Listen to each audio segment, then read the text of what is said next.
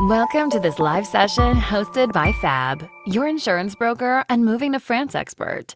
FAB is like your immigration GP. We're here to answer all your questions: visas, residency, healthcare, driving, taxes, properties, and much more.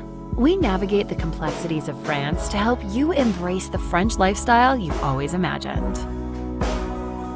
Although we are experts in the immigration industry and have been working in this space since 2015, none of what we say should be considered legal or financial advice. It is also worth noting that the immigration industry is an ever-evolving field, so things that are relevant today might be outdated or inaccurate when you actually move to France.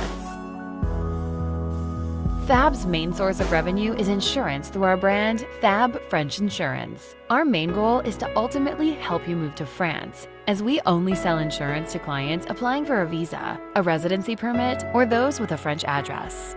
During this session, you can ask any questions you want. However, we will not answer long questions to keep the pace fast. We also won't be able to address questions related to personal or very specific issues, but rest assured, we can get in touch after the session to either advise or refer you to one of our trusted partners. And now it's time to get this event started. Thank you for joining us today. We hope you find our answers valuable. Our greatest reward would be to be a part of your journey to moving to France. And hopefully, it starts with this session today.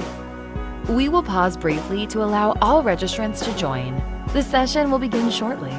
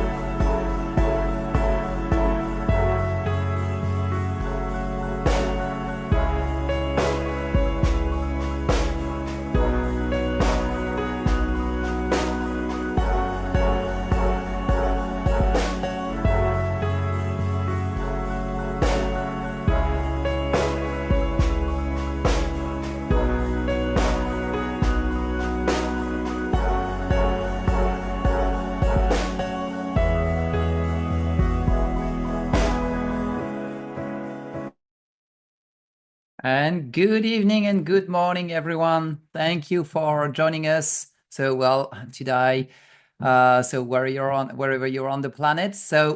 Today we're very lucky. We have two internet stars. Catherine, the British girl from Survive France, and Sean Daly.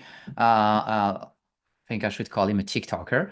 We're going to have a US guy and a British girl. So the fight is going to be interesting. No kidding. We're with friends. So thank you again for joining today. Catherine and Sean, if you want to turn your cameras back on. As always, we also have a beloved American girl in the background, Nani, who's going to answer your questions when you can. So you can answer any questions you want live. This is also what this session is for. So you have the Q&A section and should be on the bottom of your screen. So you can ask any questions. We'll try to answer as many of those with the panelists. We will not take any live questions you can ask questions over written Q&As, but that's it to keep the pace fast. But we will also send you a follow-up email after this session so that you can reach out directly to the panelist if you want to connect directly or have any and answer questions. Okay, so again, good evening or good morning, everyone. So I'm gonna adjust to the French time zone. So Sean and Catherine, good evening. Thanks for joining us. I'll start, with Catherine because ladies first. So Catherine, would you want to introduce who you are? Of course. Hello, everybody. Excuse me. I'm Catherine, and I've been running the Survive France network since 2009.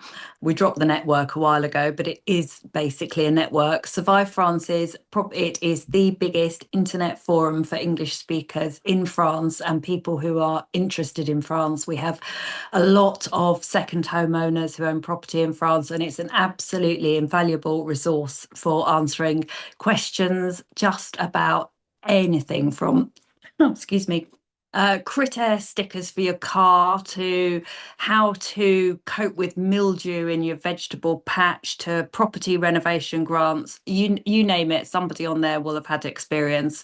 And I also host the France Made Simple podcast, which is very much designed to demystify life in France. And I draw on my 23 years plus experience of living and working here to simplify all things French. So that's pretty much me in a nutshell. Okay, you've definitely put the bar quite high. So, well, Sean, your turn to I- impress the audience now. Yeah. Well, I cannot compete with that, nor would I seek to, but I bring my own, whatever it is, to it. First of all, I really appreciate you giving me the opportunity to be here today. So thank you. I am an American, originally from the East Coast of the United States, the Philly and Rhode Island areas, but I've been in California for 37 years, before moving to France. And have been in the south of France in Nice during most of the past 16 months. Um, as far as my business side, I'm the founder of multiple tech and marketing businesses, kind of a marketing guy. I lead Eagles, my company.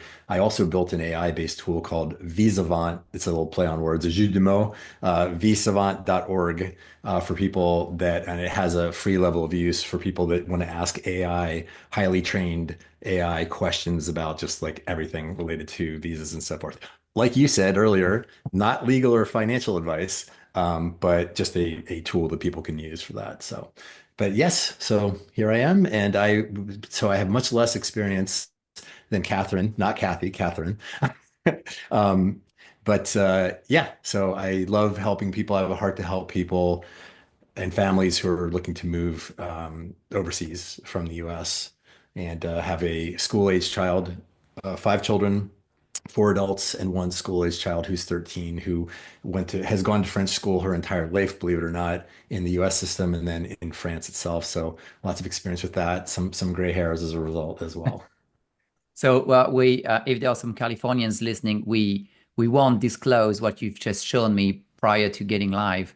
Yes. That Yeah. yeah, with the eagle but the name of your business is does give an It int. gives it away. It, Yeah. I'm proudly a Philadelphia Eagles fan. Well, absolutely. Okay, well, so thank you for being here. I think it's time we deep dive into some of the topics we have. Again, some of you watching, you can ask any questions live in the Q&A section. We'll try to put them through to the panelists. But so you've both had very different experiences. So also, Sean, you're rather an Eastern France kind of guy. You're in Nice, whereas Catherine has mostly been in the west of France, the west side. So that's also cool because we also have two different angles. France being very similar to the US in that regard, like, West and East are very different. I wouldn't say can't stand each other, but they're different. And so let's start with language and communication, because I'm sure this is one of the main, I'd say, concern for a lot of listeners. Catherine, what has been your experience with France and speaking French in France as an English speaking person? Okay. Oh, God. Well, I came to France with pretty much schoolgirl O-level French, and I thought I spoke French because I'd been on holiday here enough times. But what I actually spoke was holiday French. So I could order in a restaurant and I could operate the checkout at the supermarket and I could ask for the bill. But that was about it. And literally, the first day we arrived, we'd rented a Jeep, and the guy said to me, "You can park your trailer over there." And I was like, "You can." Park was limite, as the French say. Trailer, I had no idea what a trailer was. It's an remorque. And that was the moment where, after he repeated it for about 10 minutes and then led me by the hand and pointed to the trailer and the parking spot, I thought, aha, I don't have much day-to-day useful vocabulary here. And it was a light bulb moment. I suddenly realized that all the French we learn at school, or certainly in the UK, it doesn't work in real life. So from that point on, I was on a mission to just get as much useful vocabulary as I could. And when I started working as an English teacher, which I did for about 16 years, that was the approach I took with my students. The grammar will come, but you need the vocabulary and you need the work round. So if you don't know the name for, I don't know, a pair of scissors, you mime it and you ask for a thing to cut the paper with. And then, little by little, it will build up. But it's really, really important to dive in and make that effort and try and communicate, even if it's kind of pidgin English, or the whatever the politically correct, pidgin French rather, the politically correct expression is these days. I'm not going with the French expression because that's definitely not PC. So I think it's very, very difficult. And even then, after sort of 20 years of living and working here and being fairly fluent enough to get my French nationality, I still assumed that my French was okay because I spoke work French and business French and, going to the tax office French. Then I started having a relationship with a Frenchman and I realized, I don't speak relationship French. Thoughts, feelings, emotions.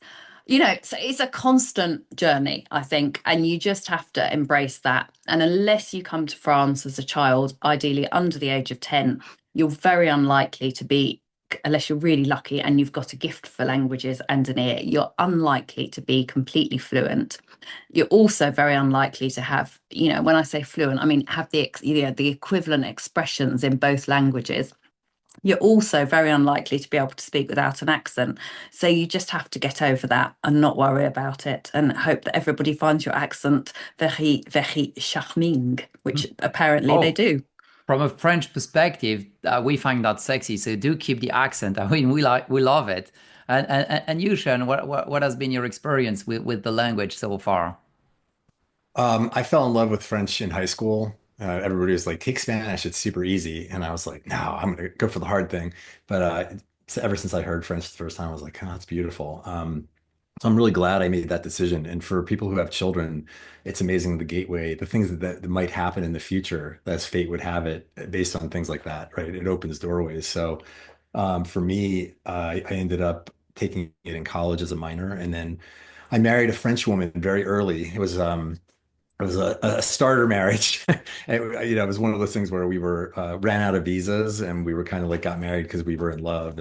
But we had a whirlwind 4 years together and did a lot of travel. And so I spent a lot of time in Normandy and other places in French-speaking countries like Tahiti and so forth. And that helped me. And I remember I tell this story because it really, for language learners, it says a lot. I was very book French smart. I wasn't great at it, but I like understood it, but I was totally afraid to speak because I'm a perfectionist by nature. So I did not want to speak and sound like a fool. Did not like that idea. When we went to Tahiti, where my ex-wife's parents were stationed as French teachers, she instructed all her friends and family to never speak to me in English, not one word. So I got there, and for 3 weeks in Tahiti, I finally had to speak French, and that was what threw me over the edge. And so ever since then, that was like the point at which I was like, oh my gosh, I can actually do it. Before that, it was just a complete disconnect. So yeah, so since then, that journey has evolved, and living in France for most of the last 16 months took it to another level. It was like Catherine was saying, speaking a foreign language will keep you humble all the time. Sean, you live in in a bigger city. Catherine lives a bit more in the countryside, we could say. So Yeah. Where you live, there's a lot more, I'd say, Anglophile, Anglophone people, and so. Do people speak to you mostly in French or in English when they reach out, in the street, or because you're TikTok famous, so sometimes. Yeah. So actually, I have found that, so I have a thing where when I go out, I'm not going to speak English unless I have no other choice. Okay. So that's just my mentality because I'm not in France to speak English. So when I go out, I'm going to speak French all the time, and and I'm told I have an okay accent.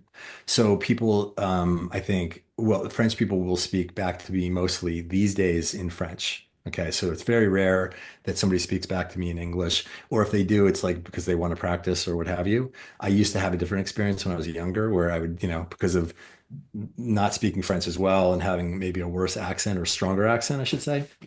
I would get, especially in Paris, and get it back in English. So I have the rule of like also don't flinch. Like if you get it back in English, just keep speaking French with a smile on your face, politely, not like rudely. And then they'll switch back usually. Mm. I have found though, because of the touristic nature of the Côte d'Azur, people can get along very well. Unfortunately, with just English. And I don't like that actually. It's great. So it's a double-edged sword. Don't use it too much. Use it as a crutch when you need to. But you will find if you're talking about the Nice, the Côte d'Azur, you have a lot of, because of the touristic nature of the area, the tourist economy, you're going to have a lot of people speaking French in public facing places, right? Where you Uh, rent your, I have jet a skis question. yeah. I have a question about Monica, which I think can relate very well to what you're just saying. She said she would worry about saying something that could accidentally be offensive or rude, trying to speak French like that all the time. Have you had some experience like this? I'm sure, sometimes using the wrong Uh, word or. of course. I mean, I think all foreign language speakers have had that experience, and it's funny. Like the first time, like I remember the first time that I was describing to my ex-mother-in-law the concept of astrology and that planets have rulers, but I use the word for periods. So I said plants have periods, like menstrual periods. Yeah, you never forget those things. Yeah, and Yeah. everybody's laughing, and you're like, "What?" Yeah, on tes règles. Yeah. And you, Catherine, well, as you was also, at some point you were teaching English to French students, and probably you've tried to speak French with them. I mean, you had also I think as memorable well. moments like this. Yeah, no, definitely. I mean, there's been loads of occasions when I've done the equivalent of say that planets have periods. I can't even remember them all now. There've been so many over the years. But I think for me, again, the sort of light bulb moment, because I'm also a perfectionist, and because I knew that at school I'd learned all my French grammar correctly, I knew that it had all gone, and I didn't want to speak French and make mistakes. And then it was teaching English that really kind of stopped me in my tracks there, because I realised that the French students were all kind of quite hung up on their accents and pronunciation. And it would actually make them feel much more at ease if I spoke to them in really appalling French and made it obvious that communication was what this was all about, not perfection. And that really helped me personally. And from that moment on, I just thought, actually, I don't really care whether I've got my le or my la, right or wrong, because I think that's ridiculous anyway. Mm. It's not, a table is an it. It's not masculine or feminine. So I just steamroller through Like, basically. like I was saying, honestly, and I'm saying this from a French perspective. First, we find it sexy. Honestly, we love that English accent. This is one of those Mm, nice accents. And very often, even if you say something that's rude or offensive, obviously just by the accent, we know you're yeah. not a native, so we won't be offended. I mean, No, I and think people do make allowances, and as long as you're whatever you're saying, if you're saying it with a smile on your face and you're obviously trying to, push the conversation forward and engage with people, and you're not being rude or offensive, and your whole body language will show you're not being rude or offensive. If you get it slightly wrong, people make allowances. it works both ways. Yeah, I do remember saying to a British lady that I would like to be servicing her. So it works both ways. Obviously, that yeah. was not what I intended to say. Yeah, No, no, no. But yeah, yeah, yeah, yeah, yeah. Yes, that's a perfect example. yeah, yeah. But so, It's going to uh, happen. So it really is. It comes down to just getting over yourself. Like, especially, it's really challenging for perfectionists like Catherine and I. And I'm sure there's lots of other people out there. But regardless of what it is, if you're socially, timid or what have you, but you just really have to extend yourself, and that's where the acceleration happens. That's where you really start to learn, and just being willing to bump your head in the dark. yeah. That's what's going to make you But great at language. immersion classes, in a way, or even if it's not directly a class, just being immersed is definitely. I mean, it's not even a pro tip, but it is kind of. It's the way to go. Yeah. Mm. Uh, I s- I speaking always about.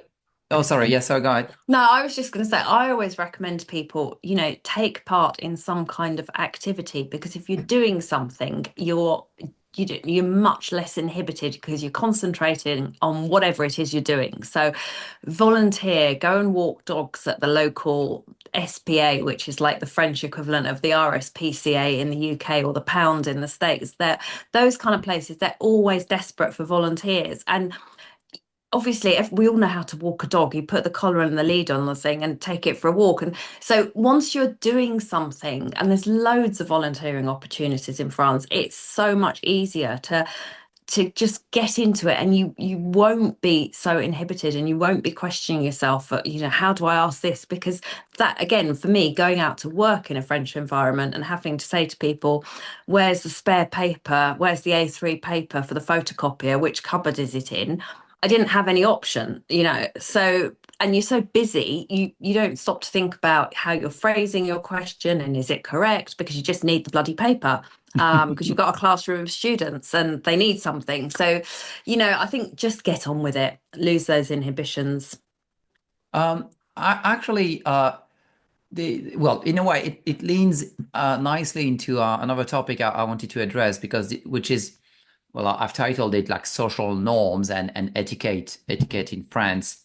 I'd be interested in knowing, well, back to you, Sean, for example, what kind of striking differences have you noticed that, may not come across that easily up front, Between the US and France. Yeah, in your case. I mean, there are so many. So I would start with little things. I mean, anybody who's traveled a bit in France probably knows about, you always start, there's a formality. So I'm originally from New England, right? And there's a lot of formality there. So for me, it's a return. It's like it harkens to that. For people in California who are super casual, it's harder because they don't get the formality, the nuance, and things like Mhm. that. So for me, it was kind of like I find it charming, the French formality that we start with bonjour. Always start with bonjour if you don't know anything else. When you walk up to somebody you don't know, on commence avec bonjour toujours. Always. Okay. So, and that's That's gonna, really sexy accent. it's just thank you. It's gonna set it off on the right foot right off the bat. So it's respect. It's a culture of respect. If you're going to live in France for any period of time, embrace the respect. And then you're going to have an easier time fitting in. You don't have to lose your identity and who you are as an American, whatever. It gets to be blended, and you're going to develop a French personality. This is going to sound weird. We're not promoting schizophrenia here, okay? But when you speak, I am a different person in French than I am in English than I am in Italian. Completely different people. Um, and so you're going to adopt certain, cultural adaptations, language adaptations, and so forth. But back to your question, other things other than the formality, and the formality is a big part of it, just the way that's done. I'd get really good at doing things like introductions, like, je vous présente, ma femme, or whatever. Just being able to do the structural stuff and not have it be awkward. Also, little things like getting good at this is weird for especially for Americans. It's like which side are we kissing on? When do we kiss? Like, is there air or is this like a solid kiss? At what stage things happen? This is worthy of like PhD level study, but it's kind of intimidating. But yeah, I should say there's a depth to it, but don't stress out This on one it, is but get good definitely at my that. favorite because it really, it's funny because it's exactly the same problem, but just polarized. Like, well, you from Yeah, the US, you find it weird that we kiss because it looks too intimate, and we find it too intimate to hug. It's like, no, you're too yeah, close to me, but we would yeah. kiss and don't find it intimate. So it's funny, yeah. It's funny. It's funny. Yeah. Yeah. It's all relative. But I mean, I think getting comfortable with those things just so that the introductions and the structure around meeting people and talking, whether you're walking in a store, bonjour, madame, bonjour, monsieur, bonjour, whatever, just doing those things. It's just basic framework. I think that sets you off on the right foot. Right. No, very interesting. So, well, you, Catherine, because I mean, the Brits do hug as well, don't you? We do hug. We do, well, my family have always kissed and hugged each other hello. And I think in the UK, kissing's more common now than it was, certainly. Yes, Yeah, we. the number of kisses, yeah, it's an art form, and it, you know, there's a regional variation as well. 3 or 4, so in some regions.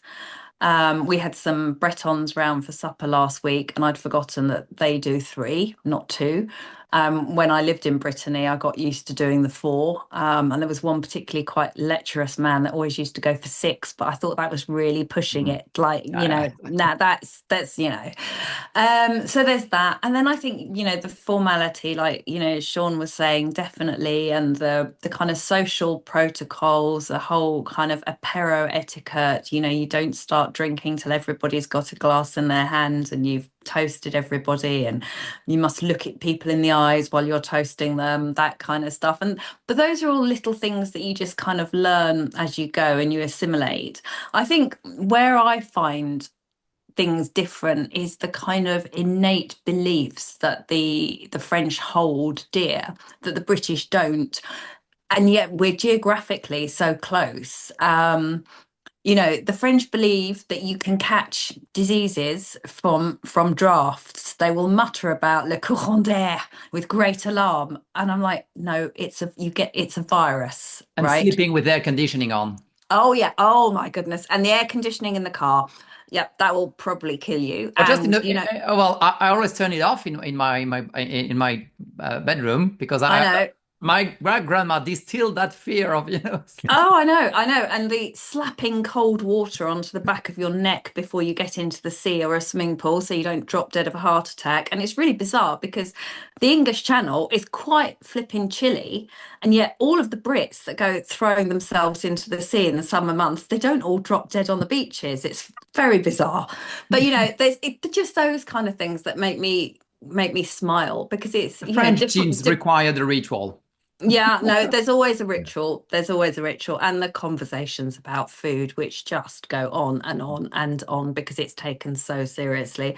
I actually did a whole podcast a couple of weeks ago about green beans because I was just being driven demented by the amount of discussion around green beans. So yeah, no, there are differences, and you know that's what makes living here so interesting and so enjoyable because it's different. I'd like to add on to what Catherine said about a culture of complaining. Okay, râler. Um, at first, so especially coming from California, Americans are like, kind of like the Lego movie, like everything is awesome and all the time. And we're using the word awesome all the time and things like that. It's a little strange, I think, for some people when they come to France and you hear like there's complaining and everything, but I wouldn't take it too seriously. It's just sort of a cultural thing. It's like not as big of a deal as people make it out to be sometimes. And one of the ways you're going to know that French people are really accepting you and developing in their friendship with you is they start complaining to you. Oh, Like they'll totally. bond with you. So That's you're like, it. and so it's okay. It doesn't mean you have to like, I need to practice being a complainer, but and it also doesn't mean that like they're negative people or anything. It's just part of it. It's just like what they do, and it's okay. It's just kind of like griping. You ever seen like a war movie with soldiers in the army and they're griping about the army kind of thing? But it's just what you do. It's like not a big deal.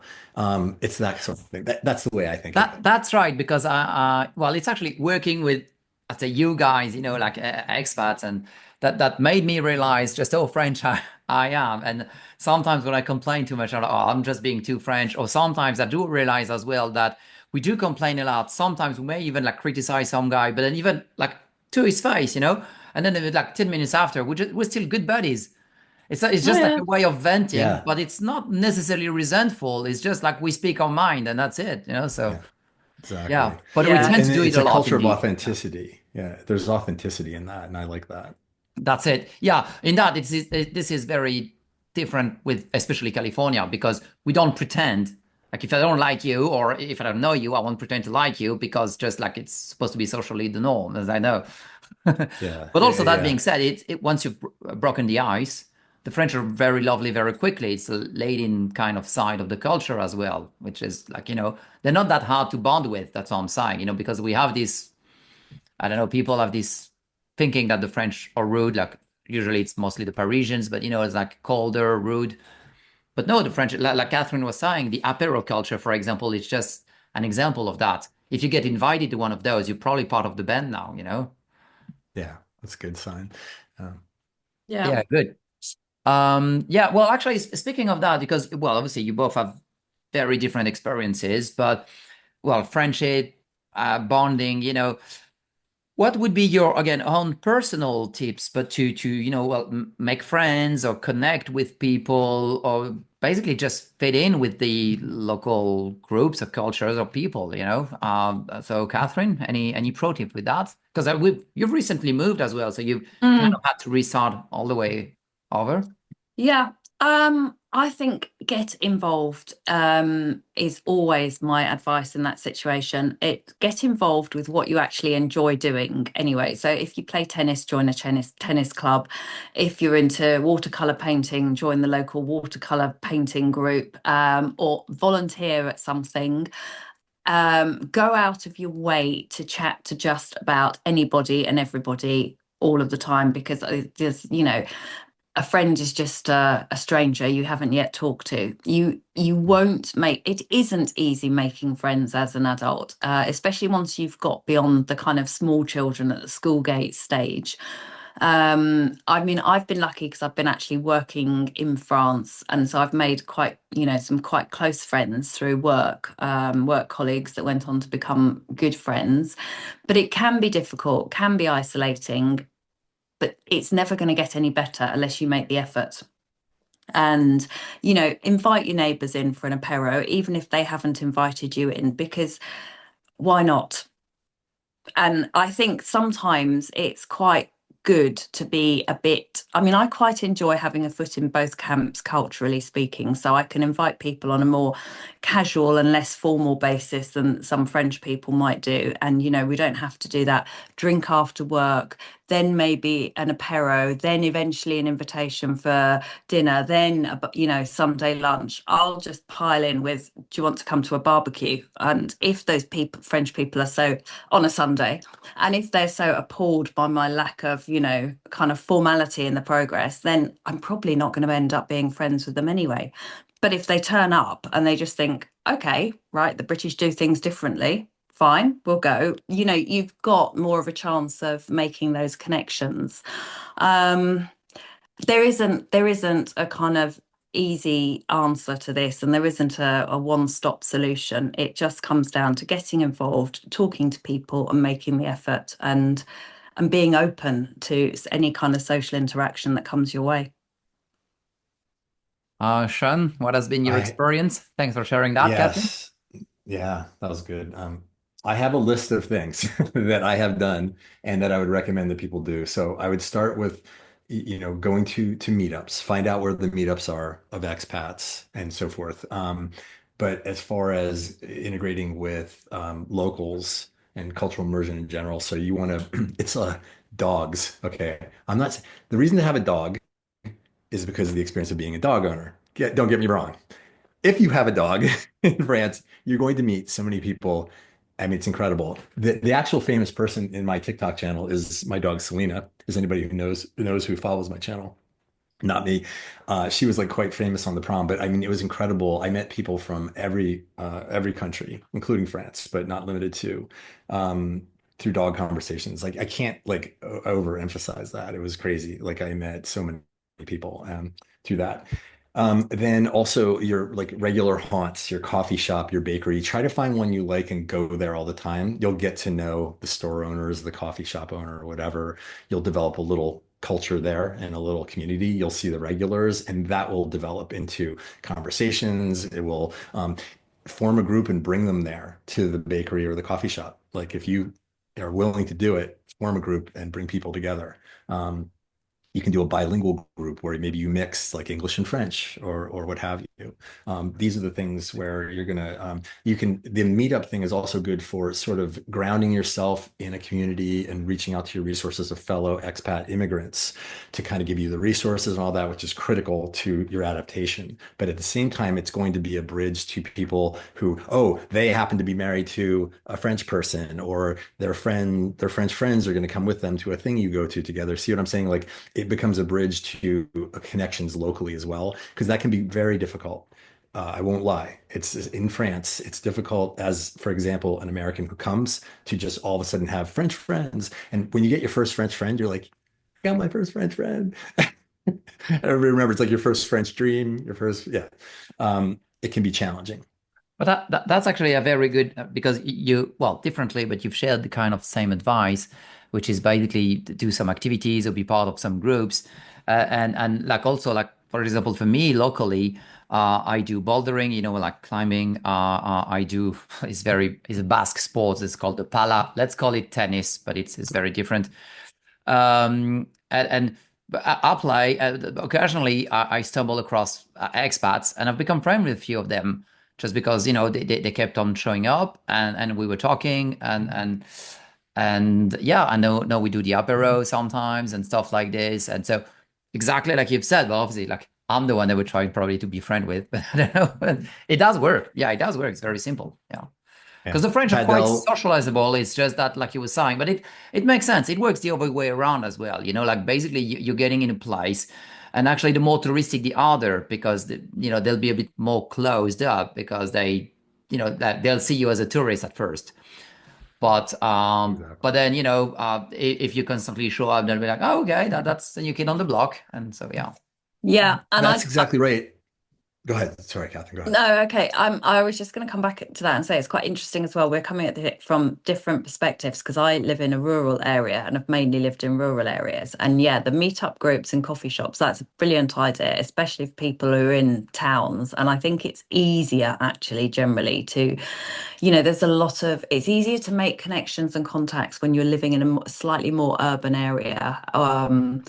And a lot of those French people speak some English and be interested in Anglo-Saxon culture and stuff. So I think in a rural area, you've got to, we don't have many coffee shops for starters, but the local bar, don't know if they, but I think it is there are those opportunities. There's the equivalent, of the meetup groups. So it's going to be the Comité de Fête, which organises the annual village fete, and you've still got to join in. It doesn't matter what it is or where it is, whether it's bouldering or pala or coffee shops or walking in bilingual meetup groups.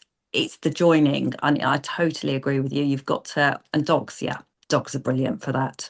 But you just have to make the effort and it will happen. It can be slow and it can be Definitely. tricky and daunting, but you will get there.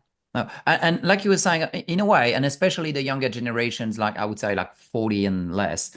And yes, I'm in my 40s. That's why I'm saying 40 is young.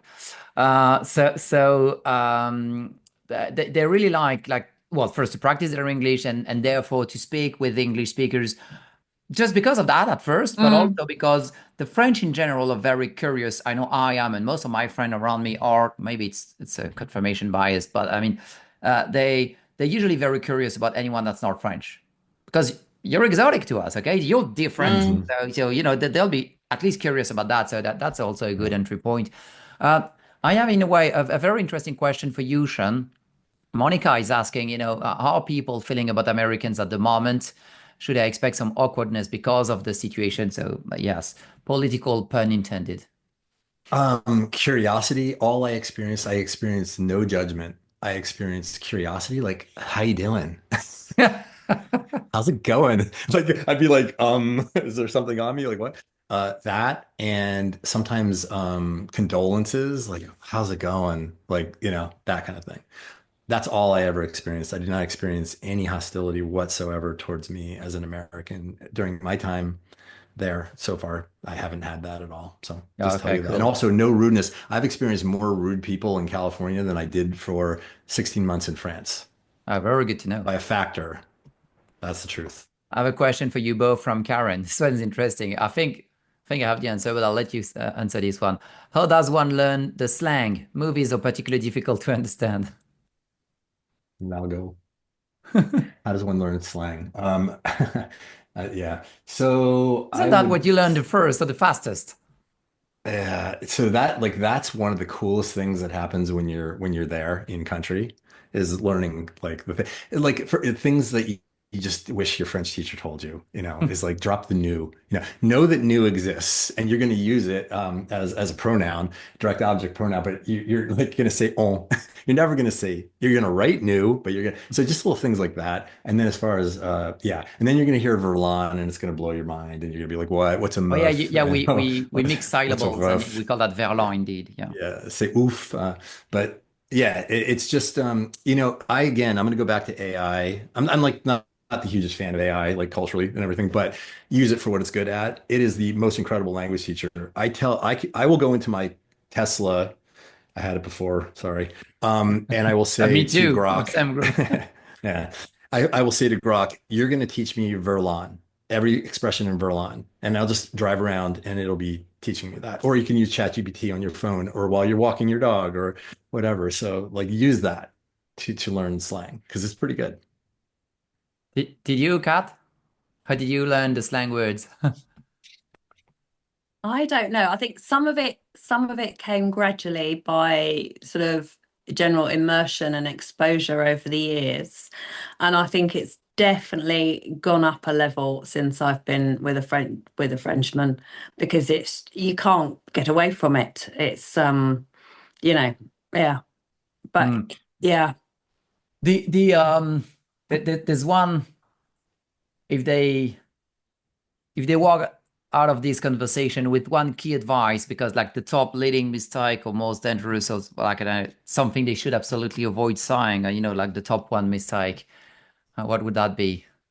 Je suis excité. Je suis I excité. was thinking about this one. I mean, I heard the other day, I was in Can a you tell the French-speaking audience group what it here. means in French? Well, if you translate it back Yeah, to well, in English. French, yeah. So you think you're saying you're excited, but like it really kind of means it has a sexual connotation. Mm. But It somebody kind said of to means me I'm the other day, aroused in French. Yeah. yeah, essentially, I'm aroused, right? Yeah. So you're Yeah. saying you're hot to trot, yeah. But I don't know. These things, like these things, don't say language isn't static, which is what's so wonderful about it. I Mm. had somebody say, I can't say if this is true or not, but somebody in my French speaking group the other day was saying they're actually adapting to that to the point of in France where that's becoming less, sort of forbidden Shocking. or what have you than it Mm. was, less shocking. Is that true, Mm. Catherine? Would you agree with that? Because I don't know. Yeah, I would say that. And I would also say kids, teenagers, young adults, that they're a very good source of slang. Oh yeah. Because, like you said, I totally agree. Language changes all the time. And they're at the kind of, the coal face of language changes because they all communicate like that. And yeah, my French is my, slang and kind of current French rather than the formal old-fashioned type of French that we were originally taught or which older people still speak has definitely come from my kids once they got, beyond their teenage years and they keep it real. Probably not. I'm probably not allowed to say that anymore in English. If they're listening to But that, they'll be like, "Mum, nobody says that anymore." You, I know you're you know, good. it's Yeah, funny you're when you good. say that language is constantly evolving because actually the example that Chen just took about being excited, I remember just, well, sharing this anecdote to my grandma, which is 85, and saying to her, oh, this is one of the leading mistakes that the Anglophones are making. And I told her, like, excited, and she didn't Mm, get it. And actually, I mm, realized that her French Mm. in her version of French, excited, excité, means mm. exactly like you use it in Literally. English. Yeah, So it's something that Mm. probably recently evolved into having a sexual connotation. Yeah. yeah. That's crazy. Yeah, no, definitely. And it had a connotation, I think, originally of being quite sort of excited in the kind of, I'm slightly, you know, what's NFA? I can't even think in English anymore. God, about to, I've got to be in my bonnet about something. Yeah. No, it does Oh, change. oh, Kat, I have a follow-up question for you because, well, I don't know, maybe Sean, you can answer this one as well. But like Michael is asking, this is probably one of, sorry guys, but this is probably one of the most interesting questions I've seen. Can you explain what the Apéro custom is? Well, yes. I love Apéro Again, Hour. okay. So the apéros or the apéritif is a kind of, it's a what we used to have in the UK years ago as cocktail hour.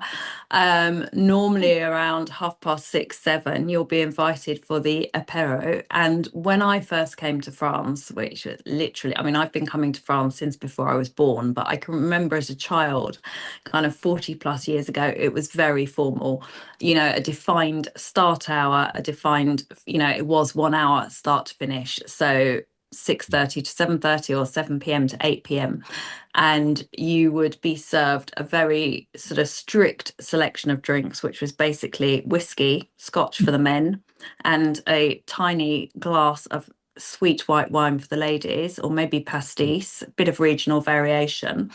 And little platefuls of salty crackers would be thrust under your nose, and you'd come out feeling like you'd eaten far too many of them, but you knew that come 8 o'clock it was time to go home and have supper. Now, aperos have become way more casual and can start from, whatever time, go on to whatever time.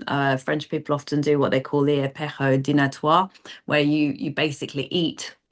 You stay for dinner, but it's not a formal necessarily sit down at the table. It's sort of snackage, tapas kind of stuff. And people serve you beer or dry white wine or whatever you fancy drinking. So it's changed massively.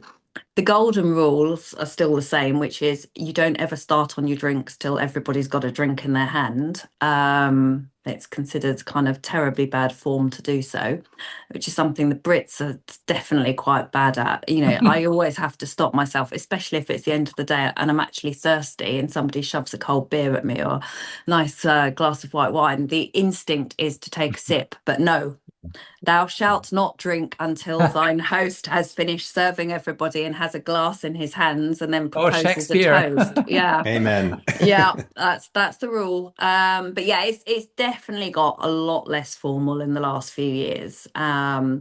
And yeah, you must slice your saucisson in the correct manner. That's still very, very Yeah, very important. thin. Yeah. Oh, very thin. I'm incapable of slicing Mm. it thinly enough. My kids take it off me, and again, I get the mum, you know. But you're allowed to serve things other than saucisson and little salty biscuits at your apéro these days, and even chopped up bits of melon and cherry tomatoes. We're letting it all hang out in France these days. So yeah, so that's basically your apéro. Yeah, Okay. and for my experience with Apéro Hour, it was not so much in the home. We did a few at home, but we mostly out. Especially on Friday, we had a 6 p.m., which is in Nice anyway. That's the default hour. Sometimes people will do earlier, like Mm. 5:30, No, but no, yeah, the that's kind of. standard hour there, it's usually 6 p.m. And it's just a great, and this goes back to cultural immersion and meeting people and all that. Is Apéro hour is like one of the best ways to do that. So yes, do as many Apéro hours as you can. And if you're not a drinker, you don't drink alcohol, don't worry about it. There's lots of mocktails and like participate anyway, because it's not about just drinking. It's Mm. the It's context bonding. is Yeah, really, yeah. yeah, it's bonding. Yeah. Chilling So and yeah. say yes. Say yes to Apéro hour. So yeah, oh, that's a good tagline. Yeah. Say yes to Yeah, no, apéro. that's another important point actually, that it's not just about the drinking, and the cultural difference there is it's absolutely completely normal to have your kids at the apéro and have them served, something special to drink, whether it's fizzy blue rubbish or apple juice or whatever. But so it's a family event. It's not just for adults. That's a really good point. Like it reminds me of Ireland and going to the pubs in Ireland where it's a family get together thing. I would not go, sorry, especially not Monday through Thursday, would I go to a bar in the US. I would not go to an apéro hour thing because it's going to be about drinking and it's a different connotation. I would 100% do it in France. I did.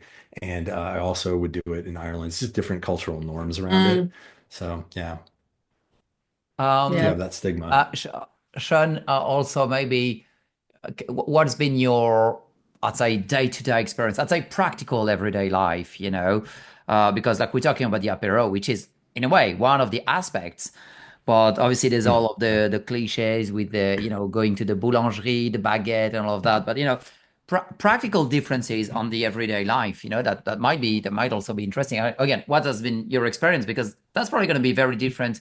What I experienced in Nice, for example, compared to the west side of France, it's kind of different. So, what has been yours? I mean, there's so many things in day-to-day life, but the my little rituals were like going for coffee in the morning. And I'm sorry, but I prefer Italian coffee. Sorry, French people, you make good coffee, but Italians are the best, yeah, including America. So I would go to my Italian coffee shops, which were blessed with a few really good ones there, and have standing up, having conversations with people, which is a little bit more Italian culture than French, but Niçoise culture is a blend of the two, and that's part of what I love about it. But just going to have that ritual, and then that's more conversations, especially over time. They get to know you. They see you're not a tourist. You're like, you're still here after all the summer people have gone. Well, what's your deal? You get those conversations happening. But other than that, I think the pace of life, like what's different, this is what I love is pace of life. We're more relaxed. There's not this ambient stress in the air. I'm not saying French people work hard, they have stress, but I don't know. When I walk around, I don't feel, and this is past the vacation mode, right? Which is past 3 months. You're not in vacation mode anymore. You will be for the first 3 months. You're in the honeymoon phase of being in France. After that, it's like everyday life, but you will notice, I think, like me, that people are just generally just going at a slower, more relaxed pace. And you're kind of like a little crazy if you're just acting all stressed out all the time. It's just, man, it's so much better for your health. That's one of my favorite things. It's just the ambient level of stress that people are carrying in their day-to-day life. And for me, that is like a top 2 or 3 benefit of being Hmm. there. Well, thank you, Sean. Yeah, very relevant. And I can relate with that. It's kind of the experience. I remember I had a job in the southeast, well, in around Nice, let's say. I was in Antibes, and Mhm. first time I showed up, there was like it was in the military, so like there's some guy at the gate. They wanted to see my ID and stuff, and I gave them my ID and just like is it okay? Are we done? It was just a question. It's like, oh, well, we're the south of France, okay, chill, like we're not in a hurry here. And I Yeah. and I just said, well, I'm from the Basque country. I'm from the south as well. And it's like, oh, so you shouldn't be in a hurry. I was like, no, that was just a question. But that's exactly like that. It was like, no, no, Yeah. no. Well, not too fast, not too fast. So, Catherine, what has been your experience, uh, well, on the everyday life differences, and maybe even like Southwest to London, Normandy, maybe it's different as well. I think I would definitely agree. I would definitely agree with that. Everything is more laid back and more chilled here. People have more time. And, if you go to the doctor has more time to spend with you, to ask you questions and take a kind of overall snapshot of your health. If you go to the supermarket, sometimes it will drive you slightly potty. It used to drive me potty, especially when coming from London, used to things being really bang, bang, bang. But, you notice the old lady in the queue in front of you, and the woman on the checkout will let her go through slowly and load all her stuff up and take her time and pay for it and maybe even write a check. And gradually you end up appreciating that because it's a society where we make more time for people and we all benefit from that as a result. Yes, when you're waiting to be served in a shop and, it can take forever, it can be irritating. You just have to change your mindset and your mentality and accept that that's part of the culture.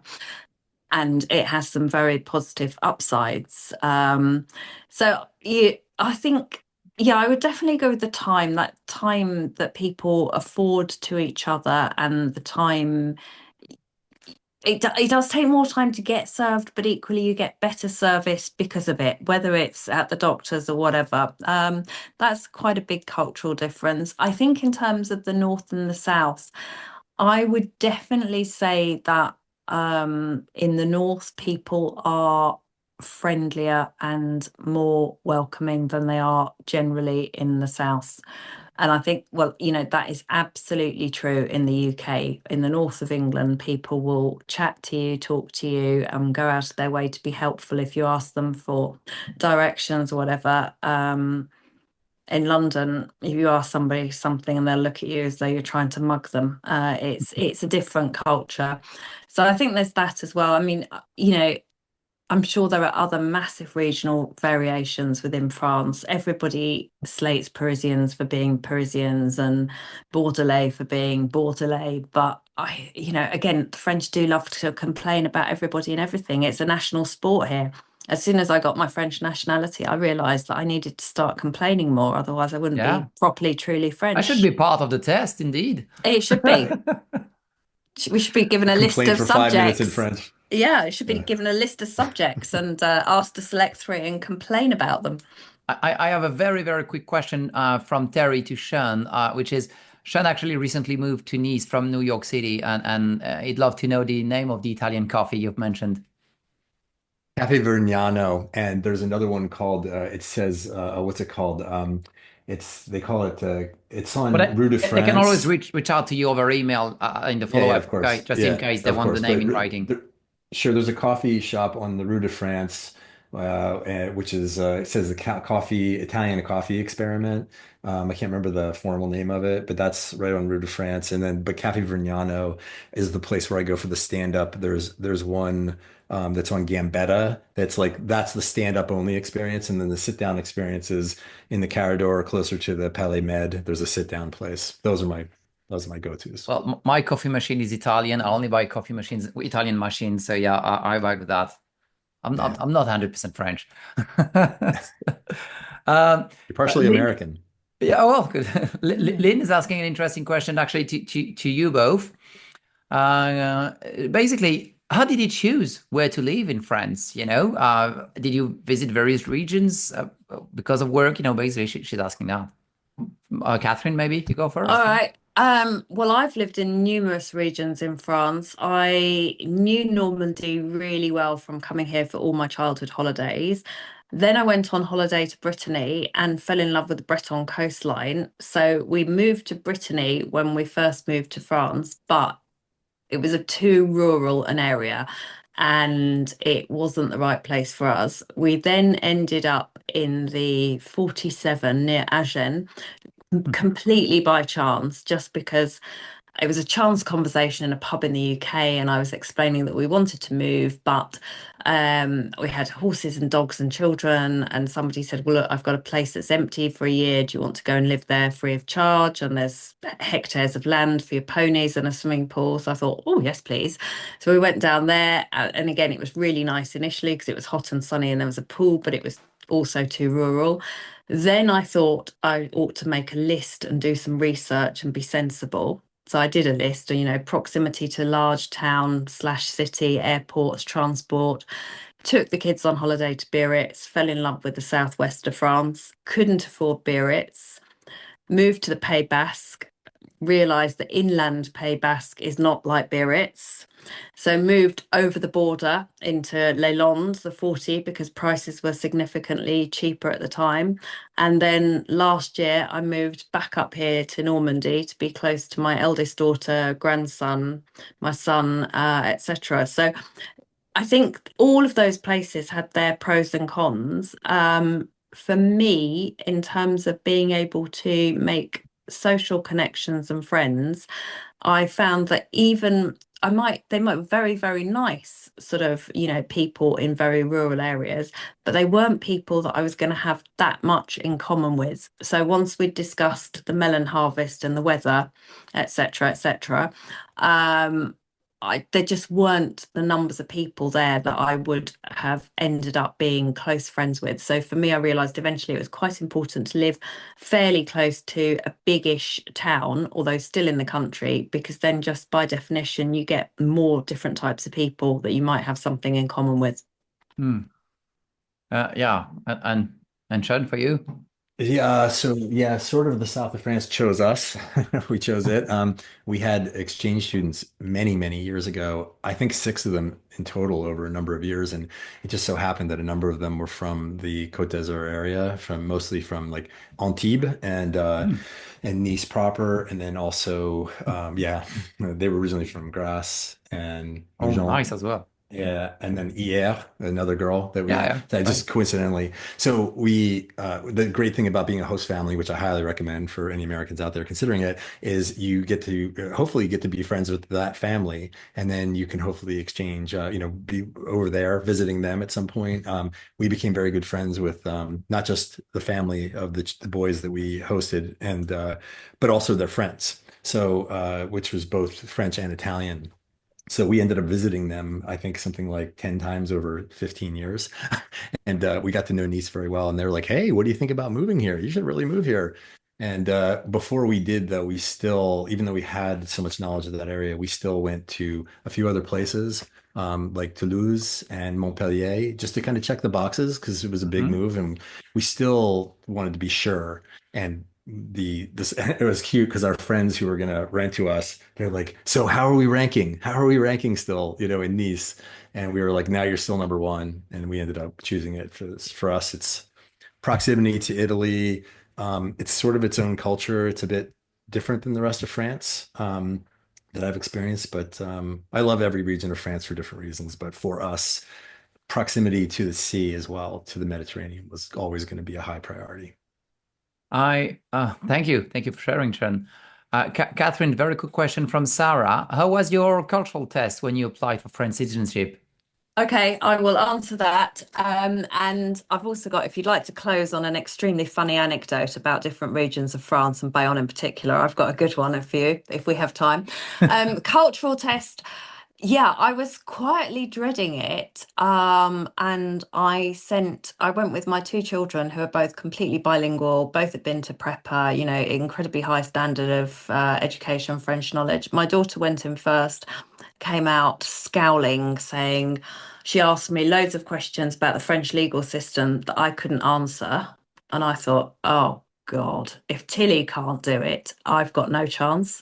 Then my son went in and came out muttering darkly about how awful the woman was, and he'd failed on several questions. So I just thought, right, well, I'm definitely going to fail. So I've got no chance. So I went in and just kind of, I think because I was so relaxed, it was absolutely fine. I ended up making jokes and she was really nice to me. But yeah, and I was lucky as well because I got asked questions on the page of the booklet that I literally read just before walking into the room. And I've got that kind of photographic memory. So when she asked me when the death penalty was repealed in France, I trotted it out just like that. I can't remember it now, but I did. So it was actually fine. I couldn't answer that. Yeah, 1984, I I know it's in think. the 80s, but I couldn't pinpoint the date. Yeah, well, don't quote me on that, anybody that's listening, because I did know it. But if you do your homework and memorize the booklet and understand what's in it, it's actually okay. There were no kind of trick questions or traps to try and get you. It was just very much, okay, do you understand how France works as a state, how it's set up, and what our kind of values are? Okay. Thank you. Thank you, Kath. I'll try to answer that quickly. Terry and Emily Shen are asking. Well, Terry and Emily from Montana here. We are moving to Quinlan. I think it's in Brittany this fall and have 10 and 12 years old that have limited French language base, but are very excited to be moving with us. Do you have any hints for kids to integrate? Tips for kids to integrate. Just That can be really that can be really challenging. Yeah, it depends a lot on their background, their language level. Because do you want them to integrate with other expats, speak the same language as them, or you want them to integrate? School for kids is going to be number one. So making a really careful choice of school.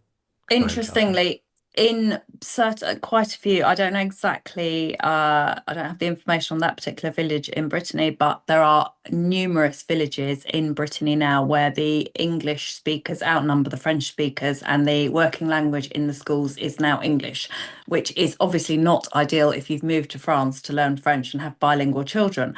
But depending on the location in Brittany, you may well find that your kids have got a kind of pretty ready-made network of Anglo-Saxon speakers to socialize with. Having put three kids through the French system from start to finish, from preschool onwards, I would just say, just put them in there, chuck them in, and don't worry about it. The majority of them will be absolutely fine. If they're not going to be fine, that will be because of other outside reasons. Like one Mm. of my children got bullied at school and she would have got bullied at a school in the UK or anywhere else because she was just bullying potential at that stage in her life, and we had to move her eventually. But I think as parents we can over worry and over stress too much. And I often see posts from people about putting their kids into international school and all this stuff. And I think that's really, it's a shame, because if you're moving to France, one of the biggest benefits your kids will get is becoming properly bilingual. And that will mean if they don't have to live in France forever, they can go off to the rest of the world. But, they'll have that capacity instilled in them to learn languages. My son speaks, I mean, all my kids speak French and English perfectly. Their Spanish is pretty good. He also speaks Italian, Czech, Polish, Russian, Portuguese. He can pick up languages like that. And that's an amazing advantage in your career, whatever Yeah, you because do. the sooner you learn, the faster. Yeah. So I just my But, advice for children is just put them in school and hope for the best. but by the way, Catherine, Julia from the audience just humbled us both. 1981. Ah, right. Yes. Thank you. So yeah, sorry, I Sean. wanted to add, if I, oh, see, I just wanted to add one thing. This is sort of a little out of band of what we've been talking about, but for me, it's probably one of the most important things for families moving, and this is with or without kids, is family alignment, both before and after the move, is scheduling and having honest conversations about like expectations and fears, and both before and then during, and like check-ins, weekly at first, then monthly after a while, and also setting boundaries, common boundaries, like how permanent is this move? Is there an out clause? When are we renegotiating? These things are really important, because if you're not all on the same page, that's going to come Mm. out and it could put a lot of stress on a relationship. So agreeing about how often you're going to return to your home country or have visits, which, by the way, I do not recommend at all early on if you can avoid it, unless there's some huge thing you can't, like a marriage or something like that, is because I recommend complete immersion for as long as you can go. 3, 4, if you could do 6 months, great. Mm. But really just to get to know and just put yourself in like the cold pool effect, as I call it, just jump in, which is kind of what Catherine was talking about with kids in school. Because this is really important, because the family unit needs to stay together, and everybody's going to go at different speeds. You're not going to have the same experience. Different levels of language, different levels of missing, the mal du pays, right? Homesickness, all this. Um, this is really important because we're human beings at the end of the day, and this is not a mechanical system. You're right, Sean. And honestly, to add on to that, I can give you well, I'll say the other side's experience, because I have kids too, obviously the French. But in my kids' school, actually for the last 3 years, we've had I say international students, but I mean like students who came to my daughter's school, which from English speaking countries. Okay, and every single time those kids, so yeah, different ones each year, they didn't speak a single word of French. And yes, the first week, maybe few weeks, has been a bit brutal, because yes, he could not speak to anyone. But very, very quickly, and well, I've seen that in age 5, 6, and 7. They picked up the language. I mean, this year, well, last time around was this year. The back to school was September, and my daughter's birthday is in November, and she invited one of those kids. Okay, so well, September he was not speaking a single word of French. November, so she invited the kid on a birthday, so it was late November, and when the kid was there, I forgot that was an English speaking kid, and he came to me speaking perfectly fluent French. I mean, obviously the vocabulary was limited, but no accent, perfectly fluent. And then I realized he was not speaking French 3 months ago. So they really It's do pick, incredible. because they, like you were saying, Sean, they completely immerse. And I've seen that happen 3 times around, 3 years in a row. Yeah. So that's why exactly, I mean, I would double down on what you've just said. If you really immerse yourself, so sure, it's going to be harder the first few weeks, definitely. But especially kids, they pick up very quickly. So yeah, they're going to make Yeah. it through. We reaching the 1 hour threshold. I mean, we've passed that already. So maybe we'll try to wrap it up. But one last thing before we call it a wrap.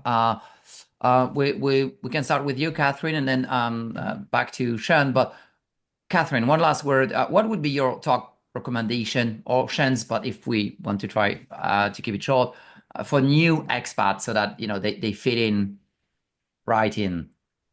All right, I think I'm going to have to, with all the benefits that one can get from having an expatriate network or, an English speaking network in the early stages, I would very much caveat that with don't get too embroiled in that, because be aware that a lot of the people you will meet in your day-to-day life are not necessarily people that you would have anything in common with or want to socialize with in your own home country. In the longer term, your pool of friends and contacts is going to come from the French people, because let's face it, the highest percentage of people in France are actually French, not American or Canadian or British or Irish or Scottish or Welsh. You may be really lucky and meet some absolutely lovely Irish people or Canadians that you've got loads in common with, and they go on to become lifelong friends. But statistically, you're going to make more friends if you look at the numbers. It's the same with running a business in France. If you only target the British market, it's going to be niche. If you want to, scale it up, you've got to look. So I would say, yeah, it's harder to integrate and make those French contacts initially than it is making them in people, from your home country or sharing the same language. But in the longer term, putting that effort in will pay off. Very good, very good. Yeah, you're right. Sean? I would say other language, get as good as you can at the language. Everybody has relative gifting there, right? So some people have a great accent. There's a woman in my French speaking group that I'm in. It's a group of Americans, and it's one of the groups I'm in, and she has still, it's like a terrible accent. But her command of French is incredible. Like she's near C1 with no accent. Who cares? Hmm. She could be understood. She's her French is probably better than me in terms of like book French. Just do what you can to get really good, because that is a doorway to, I mean, listen, French people are no different than Americans. They're proud of their language, they're proud of their culture. So are we, right? So expect that they're going to be the same way. And it's a doorway. It shows effort. It shows the work. It shows the interest. It says so much when you take the time to try understanding politics, understanding what's going on, all these things that unfortunately Americans have. There's an association with us not knowing those things. So know those things, know their language as best you can, and join every freaking group activity that you can do.